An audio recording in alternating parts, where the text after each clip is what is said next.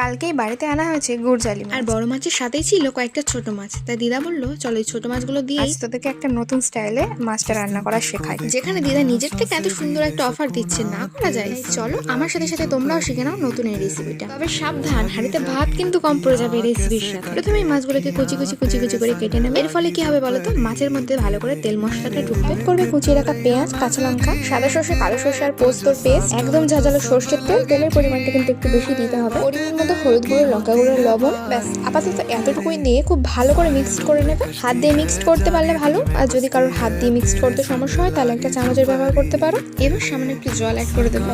আমার মেশানো হয়ে গিয়েছে, আর এটা মেশানোর পরে কিছুটা এইরকম দেখতে লাগবে। এরপরে গ্যাসে বসিয়ে প্রথমে 5 মিনিট হাই ফ্লেমে রাখবে। এরকম যখন ফুটতে শুরু করবে গ্যাসের ফ্লেম লো করে একটা ঢাকা চাপিয়ে দেবে। মিনিট 10 সময় নিয়ে এরকমই ঢাকা চাপিয়ে রান্না করে নেওয়ার পরে অ্যাড করে দেবে গোটা গরম মশলার পেস্ট আর বেশ অনেকটা পরিমাণে ধনেপাতার কুচি। তাহলে শিখে নিয়েছো তো কিভাবে বানাতে হবে। এইবার ঝটপট বাড়ির সবাইকে বানিয়ে খাও আর আমাকে জানাও রেসিপিটা কেমন লাগলো।